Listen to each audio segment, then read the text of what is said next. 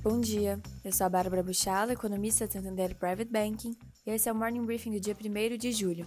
A inflação ao consumidor medida pelo PCE, que é o indicador preferido do Fed, confirmou as expectativas de continuidade da desinflação gradual nos Estados Unidos. Houve estabilidade ante abril, com a inflação cedendo de 2,7% para 2,6% nos últimos 12 meses. O alívio também foi observado no núcleo do PCE, que exclui componentes voláteis e que registrou alta de 0,1% na margem e desacelerou de 2,8% para 2,6% em 12 meses. Ainda assim, os números seguem distantes da meta de inflação de 2%. Os gastos com consumo cresceram abaixo do previsto, enquanto os rendimentos subiram ligeiramente acima do esperado. Em conjunto, os dados fortalecem as expectativas do mercado de que o afrouxamento monetário tem início em setembro. Após a divulgação do resultado, os retornos das Treasuries chegaram a cair, mas acabaram encerrando o dia em leve alta. O índice de gerentes de compras da indústria de Chicago avançou a 47,4 em junho, superando a previsão a 40 e revertendo o fechamento das Treasuries. Ainda assim, o ISM industrial segue em território contracionista, abaixo do nível de 50 pontos. Já a confiança do consumidor pesquisada pela Universidade de Michigan caiu bem menos do que esperado, cedendo de 69,1 em maio para 68,2 em junho. As expectativas de inflação para um ano à frente recuaram de 3,3% em maio para 3% em junho, uma boa notícia para o Federal Reserve. Na sessão, o dólar acabou praticamente estável ante as principais moedas, com leve desvio negativo. Já as bolsas de Nova York fecharam em queda. O euro e as bolsas da Europa ficaram voláteis na última sexta-feira, antes das eleições para a Assembleia Nacional da França neste fim de semana. No primeiro turno, o partido Reagrupamento Nacional de Marine Le Pen conquistou ampla vitória, com mais de 1/3 dos votos, apesar do resultado ter sido menor do que o esperado.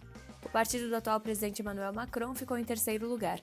O segundo turno das eleições ocorrerá no próximo domingo. No Brasil, os dados de emprego continuam mostrando um mercado de trabalho robusto, que pode manter o consumo doméstico aquecido. A taxa de desemprego, segundo a PNAD contínua, caiu de 7,5% no trimestre até abril para 7,1% no trimestre encerrado em maio, o menor patamar desde 2015 e abaixo do piso das estimativas do mercado.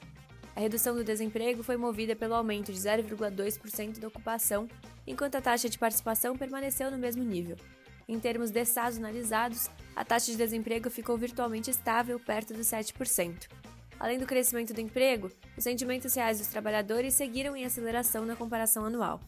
Já o setor público consolidado registrou déficit primário de 63,9 bilhões de reais em maio, com resultados negativos do governo central, dos governos regionais e das empresas estatais.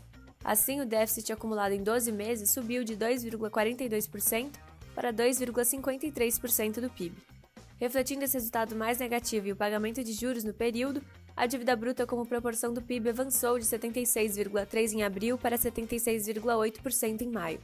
O equilíbrio das contas públicas segue desafiador, diante do crescimento das despesas superior aos das receitas.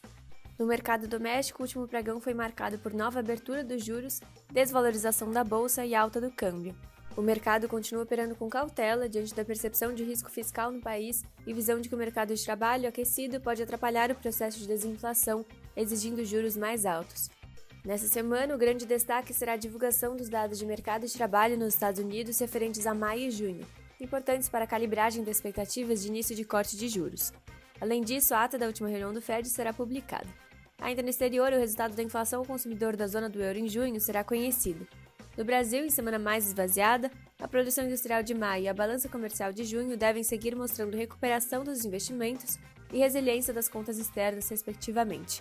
Acompanharemos também os discursos dos presidentes do Federal Reserve, do Banco Central Europeu e do Banco Central do Brasil ao longo da semana.